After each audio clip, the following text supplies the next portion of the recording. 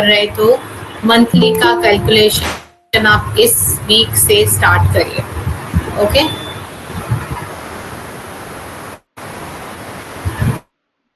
Be healthy to आपकी family को सबको हेल्दी रखने के लिए आपको ये 2 चीजें तो करनी पड़ेगी. सो हमने एक्सक्रीटरी सिस्टम हम कर रहे थे एंड उसका एक पार्ट है किडनी. ओके. तो किडनी स्ट्रक्चर हम आज करेंगे.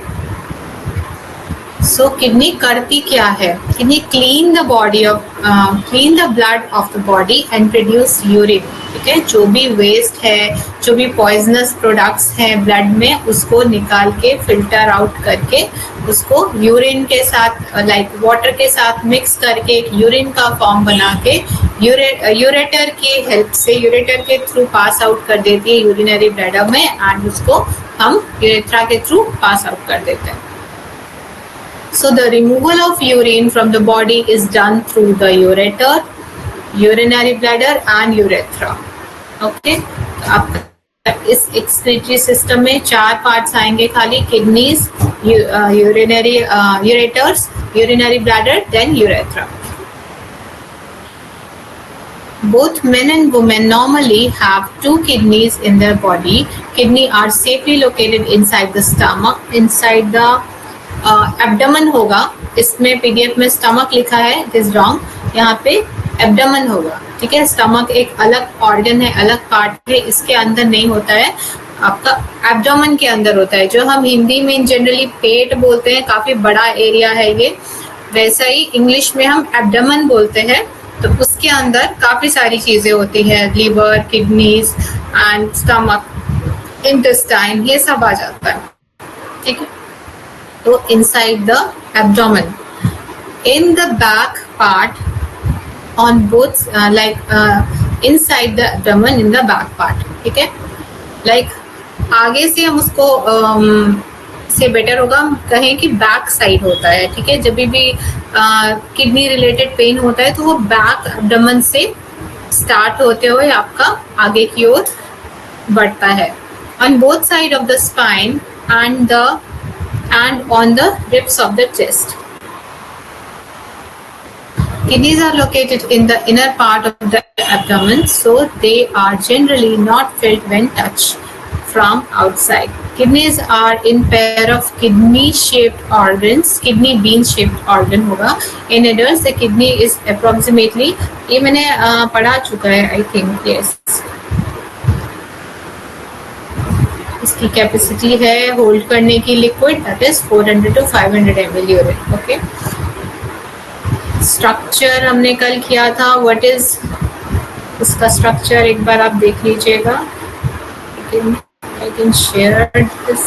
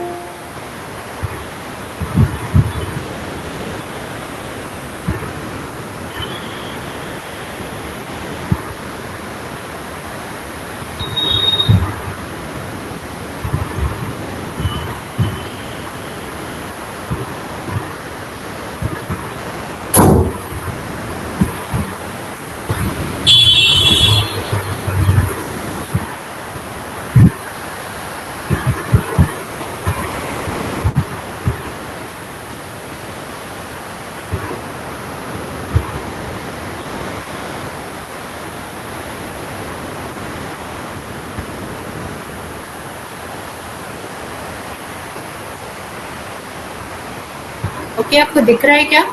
मैंने शेयर किया है डायग्राम.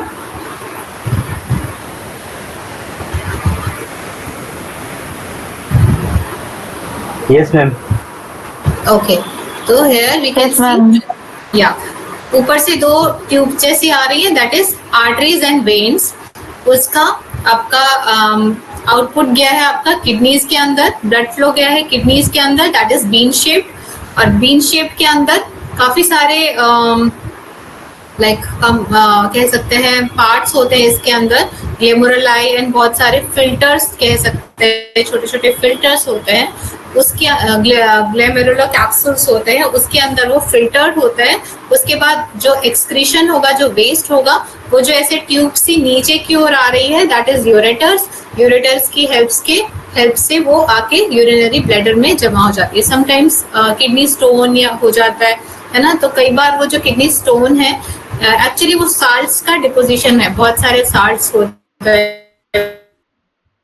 बनते हैं हमारी बॉडी में वेस्ट में।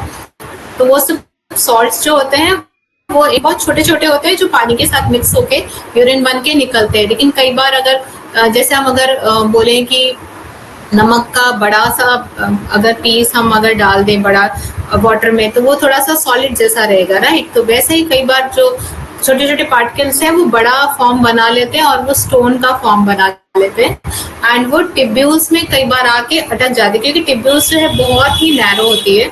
तो उसमें जब यूरिन पास हो रहा है उसके साथ वो स्टोन भी पास हो रहा होता है, वो जो क्रिस्टल्स हैं वो भी पास हो रहे होते हैं।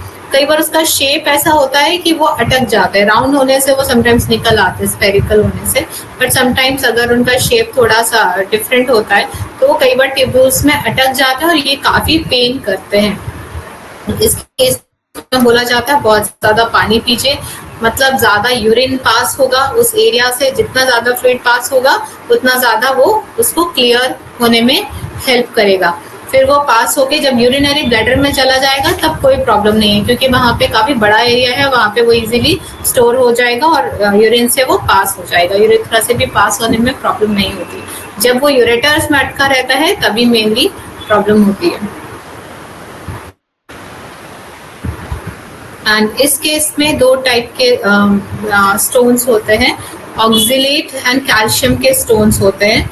तो जब अगर किडनी में स्टोन है, ठीक है, किडनी के एरिया के अंदर है, तब हम ऑक्जिलेट एंड कैल्शियम की चीजें रिस्ट्रिक्ट करते हैं, जिससे कि वो जो स्टोन्स हैं वो बड़े नहीं हो, लाइक उनके जो क्रिस्टल बनेंगे कैल्शियम के क्रिस्टल्स, वो ज्यादा कैल्शियम वहां पे पहुंचे ही ना और उसको ज्यादा साइज को बढ़ाए नहीं।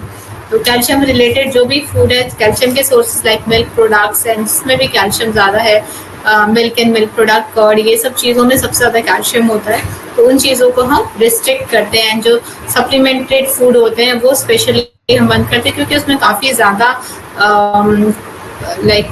बहुत ही कंसनट्रेटेड फॉर्म में रहता है, तो उसको भी बंद करते हैं। स्पेशली कई मेडिसिन खा लेते हैं कैल्शियम की, राइट। कैल्शियम की मेडिसिन खाने का भी एक मेथड होता है। First we have to check it, कम है कि ज़्यादा है, नॉर्मल है तो खाने की ज़रूरत नहीं है, कम है तभी भी खाना है तो इस ऐसे टाइम खाना है जब हम एक्टिव होते हैं, और तब खाना है जब हमने खाना नहीं खाया होगा। लाइक खाना खाने से गैप करना है आपको 1 घंटा, क्योंकि फूड में, रोटी में, बहुत सारे फूड में ऑक्जिलेट होता है, और जब हम कैल्शियम खाएंगे तो वो दोनों बाइंड करके कैल्शियम ऑक्जिलेट का एक स्टोन फॉर्म करेंगे कॉम्बिनेशन करके। तो कोशिश करना है कि उसको खाने से गैप करके खाना है। टैबलेट्स तो मेनली जो टैबलेट्स खाते हैं कई बार उनको होता है ज़्यादातर, एंड जो पानी कम पीते हैं, ठीक है। तो इस तरह से ज़्यादा पानी पी के हम स्टोन को रिमूव कर सकते हैं बॉडी से। और एक कुल्थी होती है, एक दाल होती है, तो उसका भी एक बहुत बड़ा रोल है। उसका जो वाटर है वो भी उस क्रिस्टल्स को ब्रेक करने में और फिर उसको निकालने में इजीली हेल्प करता है। तो कुल्थी इज़ वेरी बेनिफिशियल। कुल्थी को सोक करना होता है ओवरनाइट, और उसका जो वाटर है वो मॉर्निंग में लेना है। Like 1 big glass around 400 ml is ideal to take। तो कोशिश करना है, स्टार्ट करना है लाइक 200 ml से इंक्रीज करते करते 400 ml तक उसको लेके जाना चाहिए।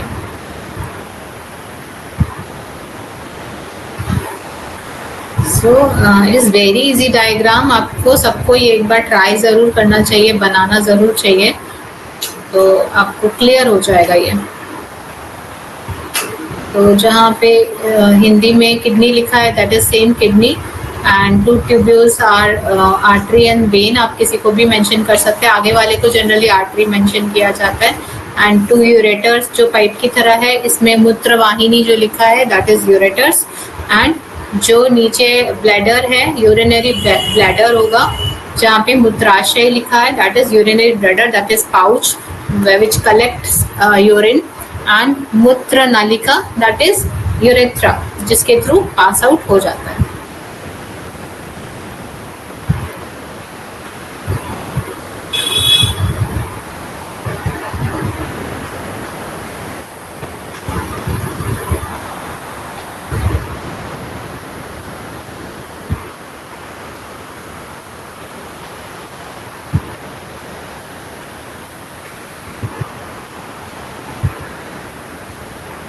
So the type of quantity of food taken by every person keeps changing every day.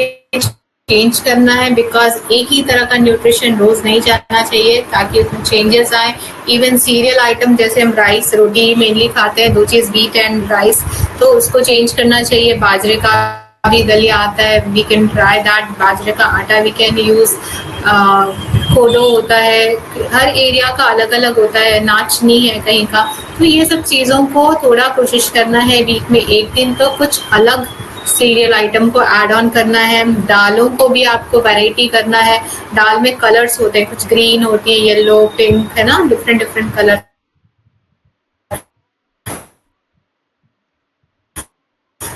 तो 3-4 डेज आप चेंज करिए, उसके बाद वापस आप रोटी अपडेट कर सकते हैं.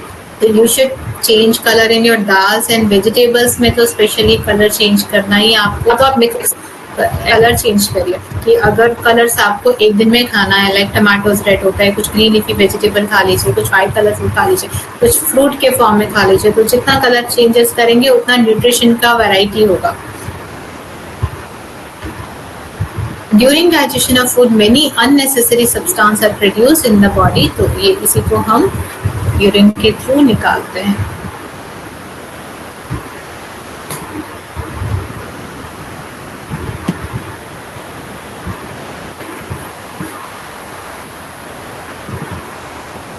सो वाटर बैलेंस भी किडनी करता है.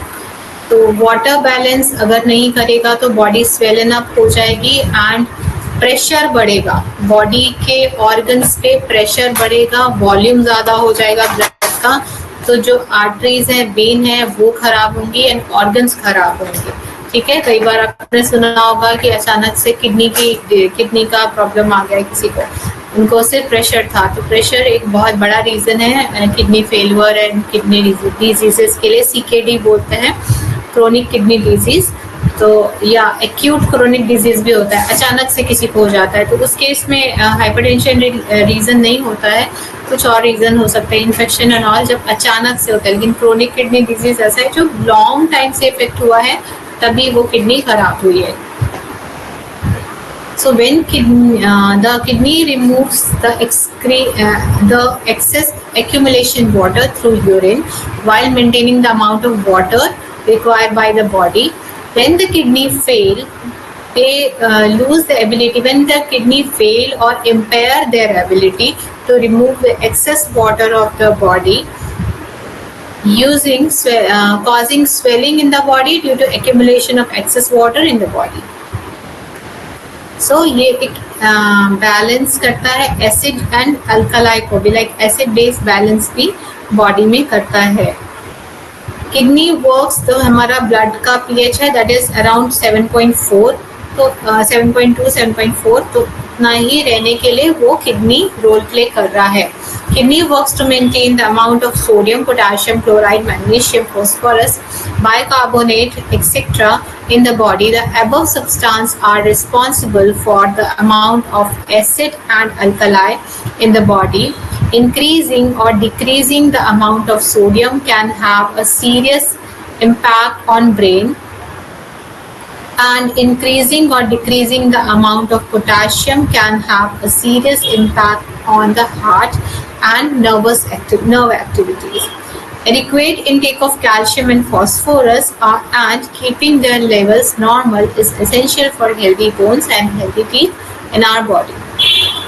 So our bones is formed by phosphorus and calcium. Proteins भी है. Controlling food pressure, blood pressure, kidney produce many hormones such as angiotensin, aldosterone, progesterone, and prostaglandin, etc. With the help of these hormones, the amount of water in the body maintains the balance of acid and bases. With the help of these balance, the kidney works to maintain normal blood pressure in the body. Kidney failure cause, and sodium potassium also plays the role of balancing of fluid. Kidney failure cause high blood pressure due to hormonal production and imbalance in salt and water balance.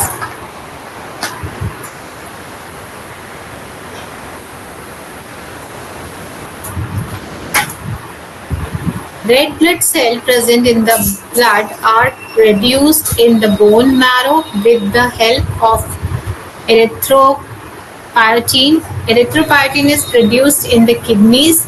In case of kidney failure, the substance is produced less or stopped altogether, due to which the production of red cell decreased and the blood becomes pale, which is called anemia. Okay, तो जब हमारा haemoglobin कम होता है तो भी थोड़ा पेल लगता है, हमारा नेल्स में इजीली हमें पता चल जाता है. So anemia is a condition where hemoglobin decreases. It maintains bone strength also. To maintain healthy bones, the kidney convert vitamin D into active form, which is needed for the absorption of the calcium from blood, the development of bones and teeth, and to keep bones strong and healthy. And एक चीज add करूंगी, यहाँ पे हमने पढ़ा कि RBC बनाने में भी हेल्प करता है. तो हम देखेंगे जिनका किडनी सीकेडी जो होते हैं स्टेज 4 स्टेज 5 में, उनका जनरली हीमोग्लोबिन लो रहता है, 6 रहता है, 7 रहता है, ऐसा. तो उनका किडनी को मेनली हमें हेल्दी करना है, उस पर लोड नहीं बढ़ने देना है, तो हीमोग्लोबिन अपने आप बढ़ेगा. अगर हम वहाँ पे high haemoglobin rich like high iron and protein rich देंगे तो वो वहाँ पे नहीं करना है, क्योंकि हमें वहाँ पे लो प्रोटीन फूड देना होता है ताकि किडनी पे लोड नहीं बढ़े. एंड ऐसा प्रोटीन देना होता है सीकेडी में जो वेस्ट कम बनाए. ठीक है, लाइक फर्स्ट क्लास प्रोटीन देना है और जो वेस्ट कम बनाए. तो ऐसा प्रोटीन, क्योंकि प्रोटीन तो उतना ही रिक्वायरमेंट है जितना नॉर्मल पर्सन के लिए रिक्वायरमेंट है पर 1 ग्राम पर केजी ऑफ बॉडी वेट, पर हम सीकेडी पेशेंट्स को नहीं दे सकते क्योंकि उनका किडनी प्रॉपरली फंक्शन नहीं कर रहा. वो इतने सारे जो प्रोटीन्स हम जो खाएंगे तो उससे जो वेस्ट बनेगा उसको फिल्टर आउट नहीं कर पाएगा. तो हम जितना दे सकते हैं, जितना वो किडनी कर पाएगा फंक्शन, जितना फिल्टर आउट कर पाएगा उतना ही देना होता है. तो इसको बहुत सारे टेस्ट से डायग्नोस किया जाता है कि 30 ग्राम देना है, 40 ग्राम देना है, 50 ग्राम देना है. तो जो सीकेडी पेशेंट है जिनका डायलिसिस नहीं हो रहा होता है तो वो रिस्ट्रिक्टेड प्रोटीन पे होते हैं. ठीक है, और क्योंकि उनका रिस्ट्रिक्टेड प्रोटीन होता है तो उनका जनरली एक वो भी रीज़न है कि उनका हीमोग्लोबिन लो रहता है, लेकिन हमें कम ही देना है ताकि लोड नहीं बढ़े और किडनी और ख़राब नहीं हो और हीमोग्लोबिन लो नहीं जाए. ठीक है, एंड जब पेशेंट डायलिसिस में चला जाता है, जब पेशेंट पूरा खराब होके आता है, लाइक आफ्टर डायलिसिस में पहुंच चुके हैं, तब हमारे पास आता है, तब उस केस में हम उनको लाइक एक्स्ट्रा प्रोटीन देना होता है, क्योंकि डायलिसिस में अब मशीन प्यूरिफाई कर रही है, अब उसको ज़रूरत नहीं है बॉडी में फिल्टर आउट करने का. अब जो कर रही है मशीन फिल्टर आउट कर रही है उसका जो वेस्ट बन रहा है, तो अब उसका रिस्ट्रिक्ट करने की ज़रूरत नहीं है. और ज़्यादा प्रोटीन देना है नॉर्मल से भी, लाइक 1.2 to 2 ग्राम पर केजी ऑफ बॉडी वेट तक देना पड़ता है, जिससे उसका हीमोग्लोबिन मेंटेन हो. अब हमें हीमोग्लोबिन मेंटेन करने पे बस ध्यान देना है. और उनका इतना ज़्यादा ब्लड फिल्ट्रेशन हो रहा है, डायलिसिस हो रहा है, तो इस केस में हमें एक्स्ट्रा प्रोटीन देना पड़ता है.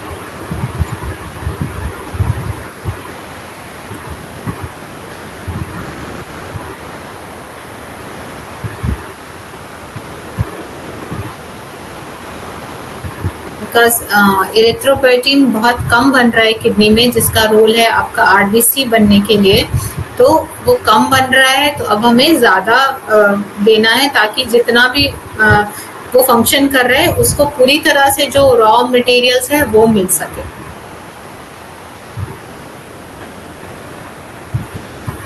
और आफ्टर डायलिसिस भी मोस्टली पेशेंट लो हीमोग्लोबिन ही रहता है, लाइक उनका हम 10-11 मेंटेन कर पाते हैं, तो उसी में हैप्पी है। उनका 6-7 नहीं जाना चाहिए।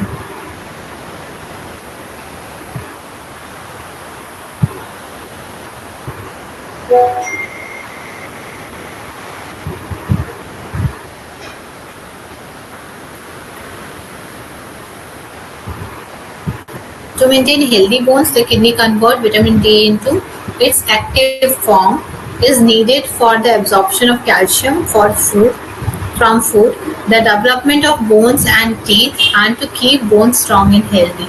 तो यहाँ पे भी किडनी का रोल है बोन्स हेल्दी करने में कि विटामिन डी खाएंगे भी तो भी एब्जॉर्प्शन में उसका रोल है।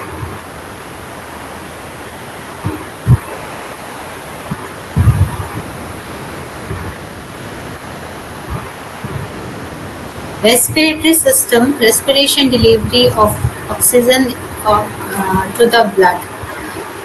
Every living being needs oxygen to survive because oxygen provides energy by oxidizing or decomposing organic food substance. This process of oxidation of food substance is called respiration. In other words, it can be said that oxidation process taking place in living organism in which, in the presence or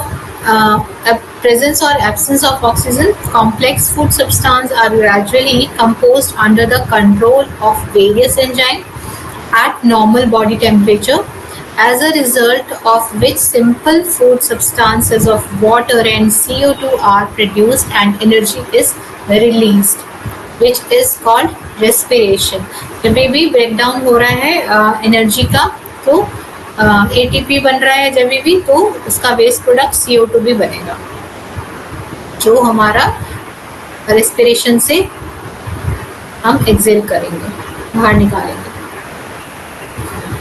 The work of ingestion oxygen is done by the respiratory system through the respiratory system. Every cell of the body gets the supply of oxygen as well as gets free from oxygen production. The entire process of respiration has been divided into the following parts: external respiration, transport of gases, internal respiration. So what is external respiration? It is exchange of respiratory gases between the animal. This is actually we are like starting excretory system का second part. दो excretory चीज़ें हो रही हैं, excrete हो रहा है एक यूरिन और एक गैस जो एक्सक्रीट कर रहा है, तो हम इसलिए यहाँ पे रेस्पिरेशन पढ़ रहे हैं। The exchange of respiratory gas between the animal and the environment, that is the coming of oxygen into body and the going out of carbon dioxide from the body, is called external respiration. This type of respiratory process is called pulmonary. Hence, pulmonary मतलब lungs. जहाँ भी आया pulmonary, that means lungs. Hence, it is also called respiration. It involves oxygen getting into the blood and CO2 coming out of the body. This is called gaseous exchange. Gas का exchange हुआ, हमने inhale किया, उसके बाद जो उसमें oxygen था वो ब्लड ने ले लिया और जो ब्लड लेके आया था वेस्ट में कार्बन डाइऑक्साइड पूरी बॉडी से, उसको लंग्स में छोड़ दिया और उस लंग्स ने जो CO2 था वो बाहर निकाल दिया। उसमें सारा कार्बन डाइऑक्साइड नहीं होता, उसमें ऑक्सीजन भी होता है। हम पूरी तरह से ऑक्सीजन को यूज समटाइम्स नहीं करते, मोस्टली नहीं करते। जो बहुत ज़्यादा लाइक एक्सरसाइज करते हैं उनका लंग्स बहुत अच्छा होता है, वो ज़्यादा यूज़ कर पाते हैं। External respiration in mammals occur in two stages: respiration, exchange of gases. Respiration, breathing in Hindi. Mammals have a pair of flexible spongy lungs which are safely closed within a pair of cavities located in the thoracic cavity. Air is filled and expelled from the lungs at a certain rate, such as breathing or exhalation. The process of breathing is done in two parts as free breathing. One is free breathing and free breathing. When air enters the respiratory organ inside the body from the environment, then the condition is called the ribs. The ribs and sternum. Ribs होती हैं जो ऐसे bones आती हैं, and sternum जो आगे में एक बोन होती है जिसमें आके रिब्स कनेक्ट होती हैं, तो उनको स्टर्नम रिब्स बोलते हैं. जिसमें कनेक्ट होती है दैट इज स्टर्नम, उसको ब्रेस्ट बोन भी कहते हैं. But the soft top of the stent outward, due to which the volume of the rat increases. The radial muscle of the diaphragm contract, due to which the diaphragm become flattened due to the volume of thoracic cavity increases. जो ribs होता है उसके नीचे diaphragm होता है ऐसे करके, ठीक है, जो हमारे एब्डोमेन कैविटी को, मतलब जो हम हिंदी में पेट बोलते हैं, तो उसको उसकी कवरिंग है, वो ऐसे ऊपर जाता है और नीचे जाता है, और इसके ऊपर होते हैं लंग्स. तो जब ये ऐसे होता है तो लंग्स दबते हैं, जब वो नीचे की ओर जाता है तो लंग्स फूले होते हैं उस टाइम. तो डायफ्राम ऊपर नीचे होता है और उसी की हेल्प से लंग्स भी श्रिंक और रिलीज होता है.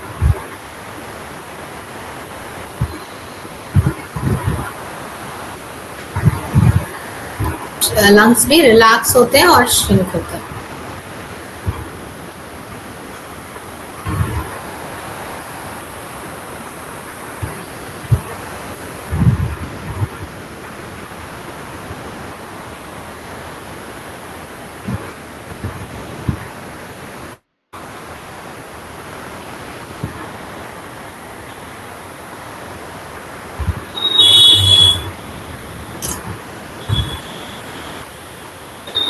The radial muscle of the diaphragm contracts, due to which the diaphragm becomes flattened, due to which the volume of the thoracic cavity increases in the anterior-posterior direction.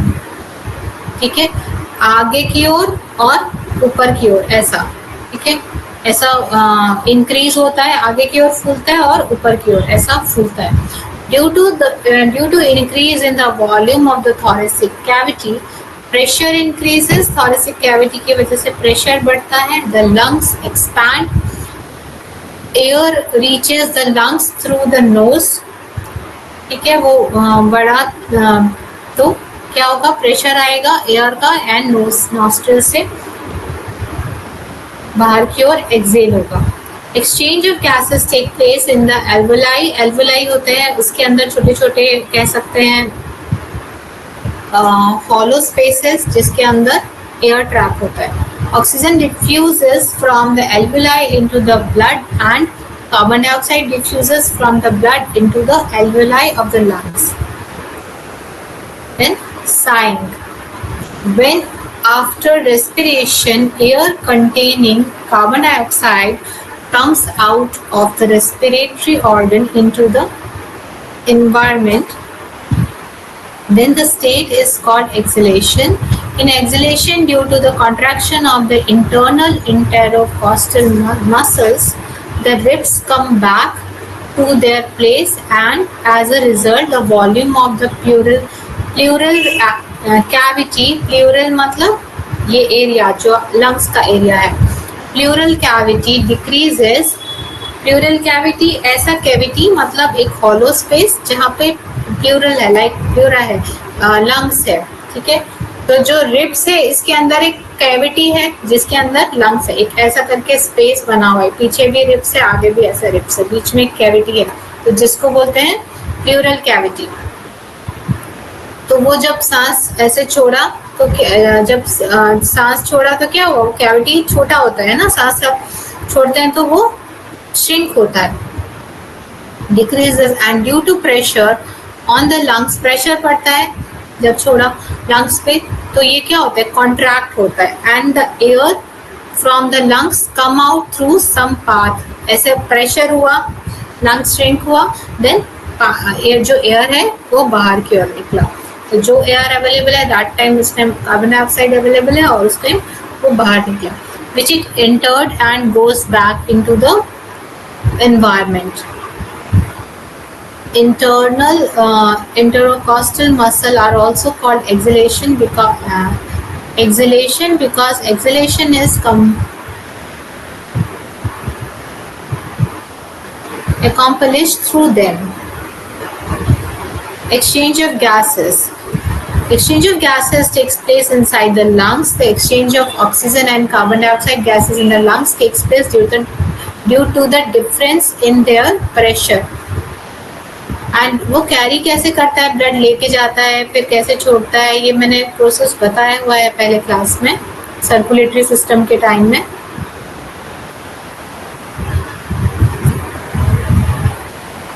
Transportation of gases. The movement of gases, that is oxygen and carbon dioxide from the lungs to the body cells and coming back to the lungs is called transport of gases.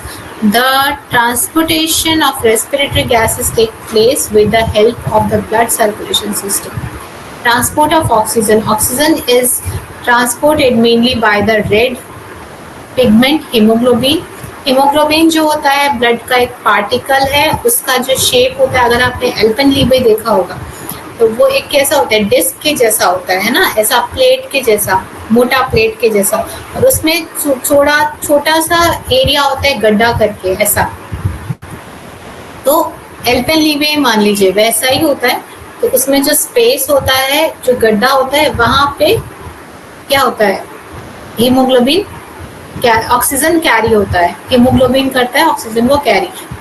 जो मैंने structure बताया वो structure है RBC का.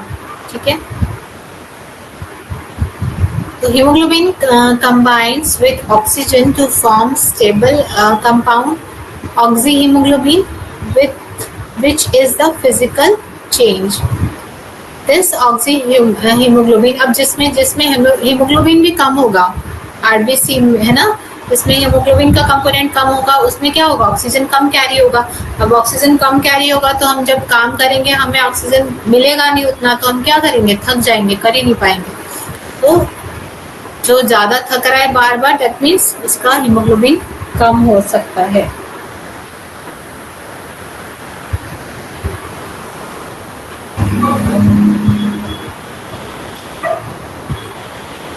सिर्फ अगर हम खा रहे हैं ज्यादा लेकिन गलत खा रहे हैं, जिसमें हीमोग्लोबिन वाली चीजें नहीं खा रहे, जैसे हीमोग्लोबिन बढ़े लाइक आयरन एंड प्रोटीन्स, तो वो एनर्जी कोई काम का नहीं है, हम उसको यूज ही नहीं कर पाएंगे. ठीक है, तो ये भी चीज देखी गई है, मैंने देखा है, नोटिस किया है अपने पेशेंट्स में कि जो ज्यादा मोटे होते हैं कई बार उनमें हीमोग्लोबिन बहुत कम होता है. ठीक है, और वो जल्दी थक भी रहे हैं, इसके पीछे भी यहाँ पे रीजन दिख रहा है, क्योंकि वो हीमोग्लोबिन कम होता है और उनका फिर वो काम ही नहीं कर पा रहे, जल्दी थक जा रहे हैं, तो फिर वो एनर्जी अपना लॉस कैसे करेंगे. The oxyhemoglobin reaches various cells of the body through blood circulation. The partial pressure of oxygen in the cell remain low, due to which oxyhemoglobin get disintegrated into oxygen and hemoglobin. In this process, organelle get released and enters the tissue. Transport of carbon dioxide. Abhi only 10 to 20% of carbon dioxide can be transported from cell to the lungs through hemoglobin. Carbon dioxide transport also occur in other ways through blood circulation, which are as follows. Dissolve in plasma. Carbon dioxide बहुत तरीके से आ जाएगा, लेकिन oxygen के लिए सिर्फ haemoglobin ही चाहिए और कोई सोर्सेस नहीं. ठीक है, तो हीमोग्लोबिन इज वेरी इंपॉर्टेंट. तो कार्बन डाइऑक्साइड कैसे सेल से वापस चाहिए हमें ना, हार्ट में, हार्ट से वापस लंग्स में, तो वो कैसे होगा, तो कैसे ट्रांसपोर्ट होता है, तो 20% तो हीमोग्लोबिन आरबीसी कैरी कर रहा है, only 10 to 20% carbon dioxide can transported from the cell to the lungs through haemoglobin. Carbon dioxide transport also occurs in other ways through blood circulation, which are as follows. Dissolved in plasma. Plasma is a component of blood. Blood का एक component है. It is yellowish color. Transparent, translucent होता है and yellow color का होता है. इसको हम easily अगर हम blood को लें और उसको ट्यूब में डालें and उसको सेंट्रीफ्यूगल मशीन में डालें, ऐसे घुमाएंगे तेजी से, तो ये हल्का होता है कंपैरेटिवली ब्लड का अदर कंपोनेंट. तो क्या होगा, आगे में आ जाएगा प्लाज्मा और पीछे में रह जाएगा बाकी आरबीसी डब्ल्यूबीसी वाला सारा कंपोजिशन. तो इसको इजीली मशीन में, इतना छोटा सा मशीन में हम उसको सेंट्रीफ्यूगल मशीन में निकाल सकते हैं. Carbon dioxide dissolve in blood plasma and forms organic acid. बहुत सारे पेशेंट होते हैं जिनका ब्लड ग्रुप डिफरेंट होता है ना, जो रेयर होते हैं और उनको ब्लड प्लाज्मा चाहिए, है ना. जैसे हमने उसमें देखा था कोविड के टाइम में भी प्लाज्मा लग रहा था. और मैम डेंगू के टाइम में जो ब्लड की जरूरत पड़ती है तो उसमें प्लाज्मा ही दिया जाता है. प्लाज्मा ही चाहिए होता है, तो उसमें फिर हमें कोई जरूरत नहीं कि हमें सेम ब्लड ग्रुप चाहिए. तो हम सिर्फ क्या करते हैं, ब्लड डोनेशन करते हैं आपका कहीं पे भी आपका सेंटर में, और वहाँ पे वो लोग क्या करते हैं, ब्लड प्लाज्मा को उसमें से यूज करते हैं और वो ब्लड प्लाज्मा पेशेंट को चढ़ा देते हैं. क्योंकि ब्लड प्लाज्मा में प्लेटलेट्स होता है, तो वो वहाँ पे अवेलेबल होते हैं. Dissolved in plasma. Carbon dioxide dissolved in blood, plasma and other organic acid. About 7% of CO2 is transported in the form of organic acid. आपका कैंसर पेशेंट्स को भी ब्लड प्लाज्मा ही लगता है, जरूरी नहीं कि पूरा ब्लड ही चाहिए. ब्लड मिल जाता है तो ठीक है, नहीं तो ब्लड प्लाज्मा भी उनको चढ़ा दिया जाता है.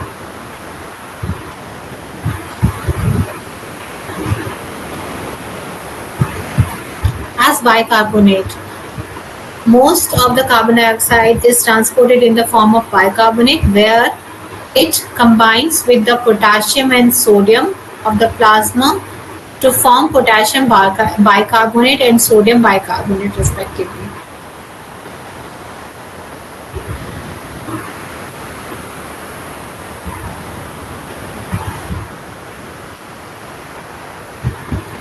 As carboamino compounds, carbon dioxide cooperates with the amino group of hemoglobin.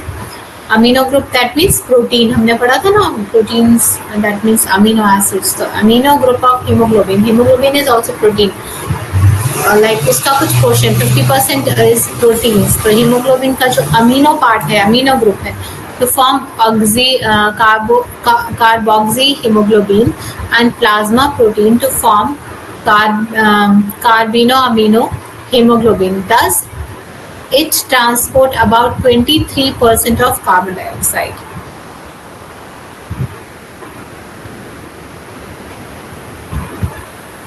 Now, second part is internal respiration. एक हमने external respiration पढ़ा जिसमें हम exhale and inhale कर रहे हैं, ठीक है. The gaseous, this is internal respiration. The gases exchange that occurs between blood and tissue inside the body is called internal respiration.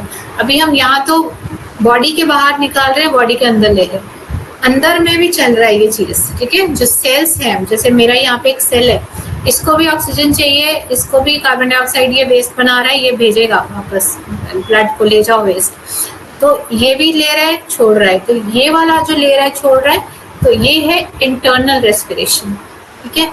Her cell, even heart के भी सेल यूज कर रहे हैं ऑक्सीजन एंड छोड़ रहे हैं, ठीक है.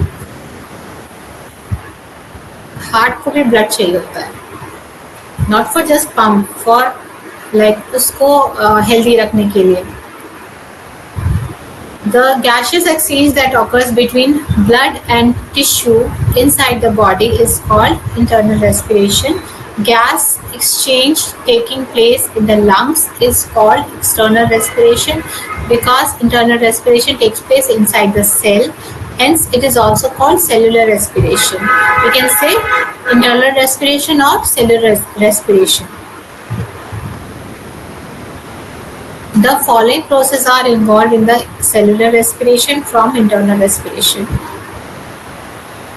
Disintegration of oxyhemoglobin. Disintegration मतलब अलग होना.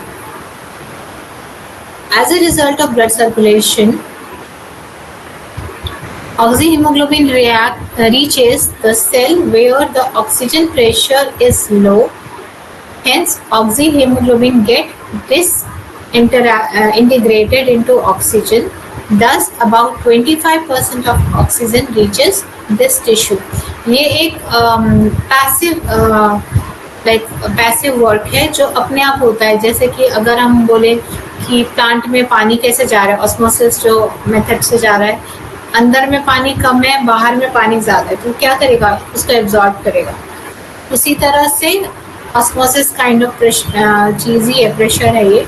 As a result, blood circulation oxyhemoglobin reaches the cell where the oxygen pressure is low. Cell के अंदर कम है, बाहर उसको ज़्यादा दिख रहा है, तो वो क्या करेगा, उसको एब्जॉर्ब करेगा. Hence, oxyhemoglobin get disintegrated into oxygen. टूट के क्या बनाएगा, ऑक्सीजन बना देगा. Thus, about 25% of oxygen reaches the tissue. Now, oxidation of food. In the presence of oxygen in the cell membrane, various food items are oxidized in the presence of various enzymes, as a result of which energy is released. There are two types of internal respiration.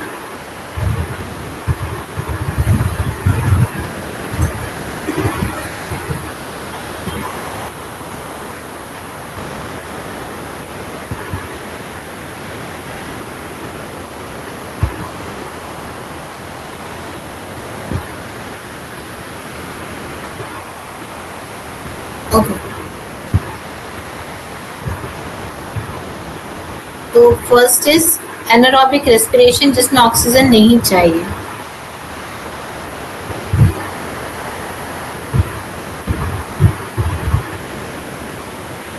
तो ATP बना, ATP glucose से ATP बना, then it's not clear, then pyruvic acid में convert हुआ. उसके बाद पायरोबिक acid, क्योंकि ये एनारोबिक है तो इसमें लैक्टिक एसिड बनेगा और अल्कोहल बनेगा, ठीक है, और कार्बन डाइऑक्साइड बनेगा. तो लैक्टिक एसिड बनने से हम जब रनिंग कर रहे होते हैं, राइट, तो हमारे जो मसल्स हैं उनको ऑक्सीजन चाहिए, मैक्सिमम ऑक्सीजन चाहिए, ज़्यादा काम कर रहे क्योंकि, लेकिन समटाइम्स उतनी हमारी कैपेसिटी नहीं है ऑक्सीजन लेने की एंड पास करने की, फिर भी हम रन कर रहे हैं. तो वहाँ पे जो है लैक्टिक एसिड जमा हो जाएगा, वो वापस ब्लड फ्लो में उतना तेजी से जा नहीं पाएगा जितना तेजी से बन रहा है. तो वहाँ पे लैक्टिक एसिड जमा हो जाता है और वहाँ पे काफ़ी पेन होता है. नेक्स्ट डे जब हम बैठते हैं तो हमें बहुत पेन फील होता है. तो that is accumulation of lactic acid. तो उसको फिर ठीक करने के लिए क्या चाहिए, थोड़ा सर्कुलेशन बढ़ाना पड़ेगा. तो हम हॉट वाटर में, पानी में पैर को डाल सकते हैं, जिससे कि वहाँ पे टेम्परेचर बढ़ेगा और जो वेसल्स है, वहाँ की आर्टरीज एंड वेसल्स है, वो क्या होगा, थोड़ा सा फैलेगा, डायलेशन होगा.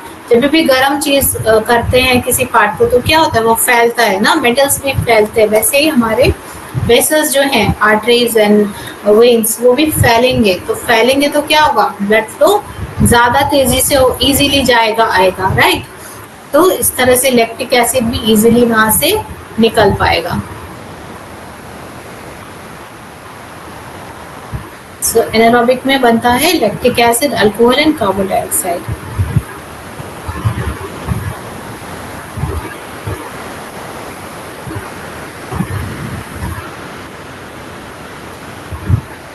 तो अगर किसी को एक्सरसाइज करना है तो ग्रेजुअली करते हैं. क्यों, ताकि हमारी लंग्स की जो कैपेसिटी है वो ग्रेजुअली बढ़े, उसका जो फंक्शन करने का है वो ग्रेजुअली बढ़े. एक दिन में अचानक से कर लेंगे तो फिर क्या होगा, पेन होगा, हमारा सप्लाई इतना तेज नहीं रहेगा ऑक्सीजन का बॉडी में, तो वहाँ पे लैक्टिक एसिड एक्यूमुलेट होगा और पेन हो जाता है. इसीलिए धीरे धीरे धीरे एक्सरसाइज को बढ़ाया जाता है। वॉकिंग के लिए भी सजेशन है कि फर्स्ट डे थोड़ा टाइम के लिए करना है एंड स्लो करना है, ग्रेजुअली स्पीड बढ़ानी होती है एंड ग्रेजुअली टाइम ड्यूरेशन भी बढ़ाना होता है।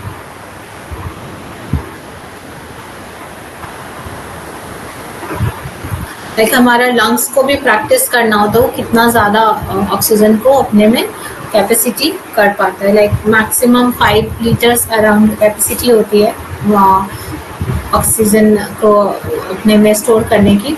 तो लेकिन हर कोई नहीं कर पाता है 5 to 6। इवन जो एथलीट होते हैं, जो रनिंग कर रहे होते हैं, वो 6 तक भी कर लेते हैं। लेकिन जो नॉर्मल पर्सन होते हैं, जो एक्सरसाइज नहीं करते, मेनली फीमेल्स बहुत कम एक्सरसाइज करते हैं, तो दिन भर खड़े रहते हैं, ऐसे वाला काम करते हैं जो बेंड होता है। ऑफिस में जो काम करते हैं टेबल पे, उनका भी शोल्डर ऐसे रहता है, तो लंग्स तो कॉन्ट्रैक्टेड रहते हैं मोस्टली, पूरा एक्सपैंड नहीं होता है, तो उनका भी प्रैक्टिस नहीं है ज़्यादा ऑक्सीजन को अपने में होल्ड करने का। So gradually we should increase exercise. Gradually करने इसलिए बोला जाता है, तो इसके पीछे यही रीज़न है।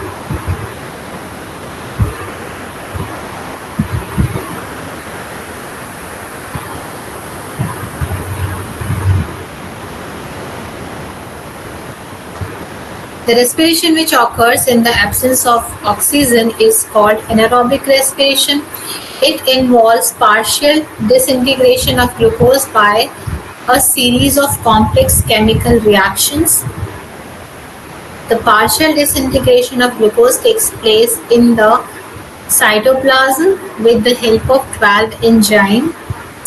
The entire process occurring under it is called glycolysis. Like जो ब्रेक हो रहा है, ग्लूकोज लाइसिस हो रहा है, that means glycolysis. Glycolysis, lysis मतलब टूटना। In the entire process, 4 molecules of ATP energy are produced, out of which 2 molecules of ATP energy are spent in the type of completion. Thus, there is a net gain of 2 molecules of ATP. Due to the partial disintegration of glucose molecule, about 7 molecules of it are lost. Percentage energy can be released. This remaining energy is released as a result of complete disintegration of pyruvic acid in the presence of molecular oxygen. So यहाँ पे reaction है C6H12O6, that means glucose. ये glucose का formula है। ये इसमें से क्या डिसइंटीग्रेट हुआ, कार्बन, हाइड्रोजन एंड हाइड्रोजन। तो बना क्या बना इससे, यहाँ पे बीच में एरो आएगा, C6H12O6 का बीच में डैश दिया हुआ है, तो यहाँ पे हम एरो देते हैं। तो वो जब टूटा, लाइसिस हुआ, तो क्या क्या बना, तो carbon, hydrogen and hydrogen, oxygen, and साथ में कार्बन डाइऑक्साइड के 2 molecules and 210 kilo joule, that is energy. ATP लिखते हैं हम जनरली इसको, यहाँ पे एटीपी लिख सकते हैं। बिल्कुल, यहाँ पे उसी को एटीपी को किलो जूल लिखा है। जूल इज एनर्जी, एनर्जी का भी सिंबल है।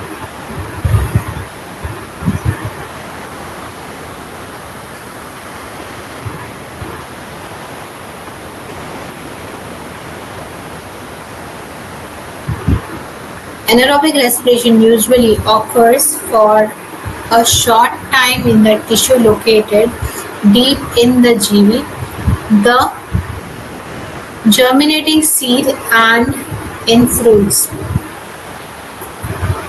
Anaerobic respiration is also called sugar fermentation.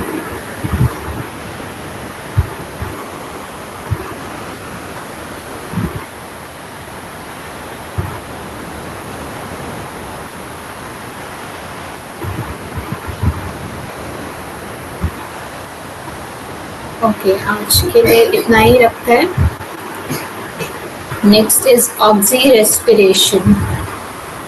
Oxygen respiration, that means aerobic. Aerobic means with oxygen, जहाँ पे ऑक्सीजन इन्वॉल्व हो रहा है। ठीक है, कुछ क्वेरी है तो आप पूछिए। Any doubts, any query?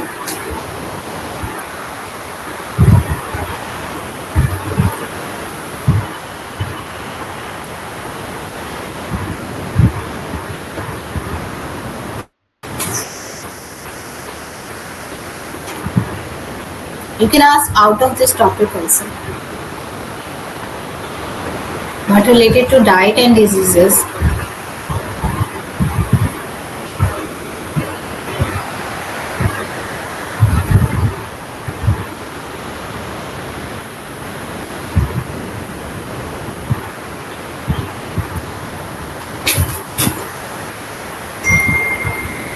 आज ट्राई करिए सब लोग एक्सक्रीटरी सिस्टम का डायग्राम बनाने के लिए, जिसमें किडनीज है, यूरेटर्स है, यूरेथ्रा है, इसका डायग्राम बनाने का ट्राई करिए।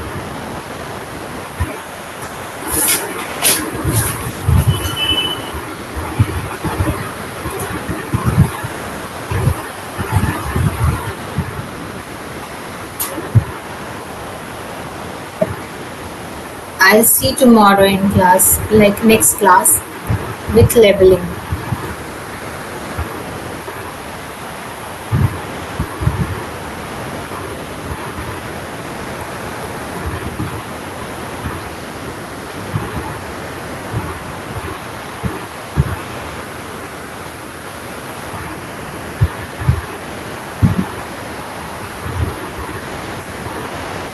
Okay. Any doubts?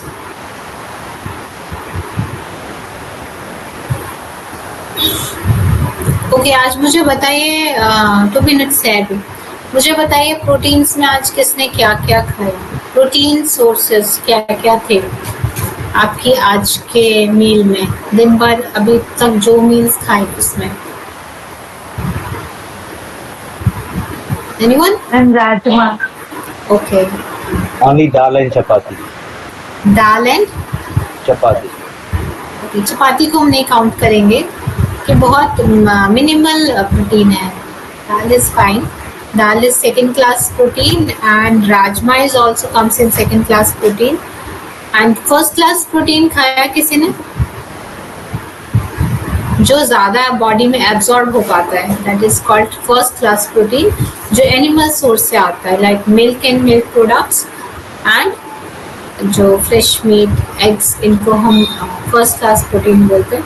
तो मिल्क एंड मिल्क प्रोडक्ट्स तो सबको, मैम दही, दही मैम दही, Curd rice is there. Curd, yes, दही राजमा चावल में। Very good, very good combination. सलाद खाया आपने उसके साथ में? यस मैम, खीरा। पर आजकल कुकुम्बर जो है ना बड़े कड़वे आ रहे हैं, थोड़े थोड़े कितना भी कुछ कर लो, लेकिन और कोई सैलेड में कुछ और है नहीं अच्छा आजकल के सीजन में। अच्छा, पता नहीं, यहाँ पे तो बहुत तो अच्छे टमाटोज एंड गाजर, बहुत अच्छे ऑरेंज कलर के गाजर। मैम वो मैम बहुत जल्दी खराब हो जाती है, जैसे आज ले लो उसको, चाहे फ्रिज में रख लो चाहे बाहर रख लो, वो अगले दिन तक खराब लाइक वो ऑरेंज ज्यादातर मिलती गाजर, है। हाँ, ऑरेंज गाजर आपके एरिया का नहीं है एक्चुअली, ये थोड़े हाँ हिल्स से जी। आते हैं। हम लोग जो हाँ मैं जी, जो हाँ जी। रहती हूँ वो हिली एरिया आसपास है बहुत ज्यादा, तो 1 घंटे में हिली एरिया स्टार्ट हो जाते हैं। तो यहाँ पे हिल्स की भी चीजें मिलती हैं, इन प्लेन्स की भी चीजें मिलती हैं, तो ये हमारा लाइक लक है जो हमें बहुत वैरायटी ऑफ वेजिटेबल्स मिल जाती है। तो यहाँ का जो लोकल है दैट इज ऑरेंज गाजर, और उसके साथ लीव्स भी लगी होती है बहुत अच्छी फ्रेश, तो दैट इज वेरी गुड।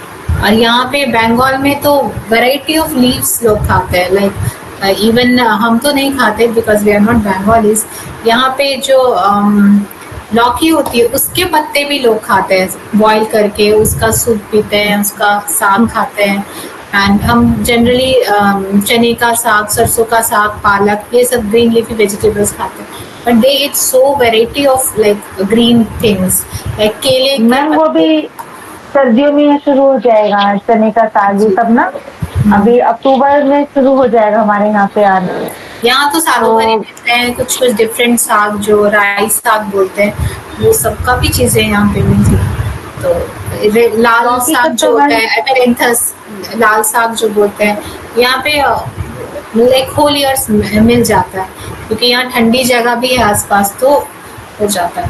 तो आप अपने प्लांट में भी थोड़ा सा लगा सकते हैं, घर में छोटा छोटा पॉट्स में कोशिश करिए थोड़ा कुछ कुछ लगाने का। इवन हर्ब्स लगा सकते हैं, धनिया, पुदीना। तो क्योंकि आजकल जो बाहर मिल रहे हैं काफ़ी ज़्यादा एडल्ट्रेटेड है, तो थोड़ा कुछ तो जाए, है ना। तो ट्राई करिए थोड़ा सा कुछ लगाने का, अपने बच्चों को भी इन्वॉल्व करिए प्लांटेशन के लिए, तो बेटर होगा। मैम सुबह लौकी का जूस पीते हैं, मतलब अभी पहले, इससे पहले एशगार्ड था, मार्च अप्रैल मई जून तक एशगार्ड। हाँ, उसके बाद जून के बाद अपना लौकी का जूस अपना शुरू हो जाता है, 3 महीने चलता है। उसके बाद गाजर, चुकंदर, मतलब ये रूटीन है। उसके बाद भी मेरा वेट बहुत धीरे धीरे कम होता है। आप जरूर ऑयल में कुछ कैलकुलेशन नहीं कर रहे हैं, प्रॉपरली आप फॉलो नहीं कर रहे हैं। जितना प्रॉपरली फॉलो करें। नहीं मैम, मैं कर रही हूँ। मैंने परांठा मतलब मेरा ये ज्यादा ऑयली नहीं होता, मतलब बिल्कुल हल्का सा एकदम हल्का सा। ज्यादा ऑयली नहीं बिल्कुल, वो तो बंद ही कर दिया मैम। हाँ जी। वो बंद आपका कर दिया कितना बिल्कुल। लॉस हाँ हुआ, जी। वेट लॉस कितना हुआ? हाँ मैम, मेरा कितने डेज हो गए अभी आपको स्ट्रिक्टली फॉलो करते हैं? मैम एक महीना हो गया।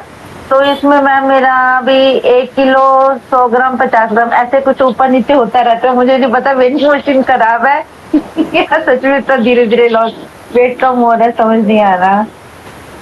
मशीन पे ट्रस्ट करना है, नहीं तो इलेक्ट्रॉनिक मशीन ज़्यादा बेटर है, वो ज़्यादा सही बताती है। अभी खुद से नहीं देखना है, अरे पतले लग रहे हैं, मोटे लग रहे हैं, या कि कोई और बोल रहा है पतले लग रहे हैं। जस्ट ट्रस्ट ऑन मशीन्स कि वो क्या बोल रही है। चलिए कंटिन्यू रखिए वेट लॉस जर्नी को, एंड आइडियल बॉडी वेट को रीच करिए, है ना। आपको भी अच्छा फील होगा। एंड हाँ मैम, लेकिन ये अच्छी बात है कि भाई मतलब एब्डोमिनल एरिया मतलब ठीक है, ज्यादा मतलब वो नहीं है कि, क्योंकि मैं अपने घर पे अपने घर का काम खुद करती हूँ, इससे लगता है एक्सरसाइज भी होती है। आपने बताया और था आप पॉपिंग खुद से करते हैं, बैठ के करते हैं, हाँ तो इससे हाँ, सब एब्डोमेन काम एरिया अपना। में फैट नहीं है, दैट इज वेरी गुड। क्योंकि सबसे हाँ जी। डेंजरस फैट मिडिल फैट ही होता है, मिडिल ओबेसिटी होता है, तो वो नहीं होना चाहिए किसी को। आपका पूरा बॉडी में डिस्ट्रीब्यूटेड होगा, तो इट जी इज जी। ओके। ठीक है, क्लास को एंड करते हैं। सो हाँ गुड जी। नाइट एवरीवन, क्लास को एंड करते हैं अभी। अच्छा थैंक ठीक यू है ma'am, ma'am. Good night. Good night. जय श्री कृष्णा मैम। जय श्री कृष्णा। जय श्री कृष्ण। जय श्री कृष्ण मैम।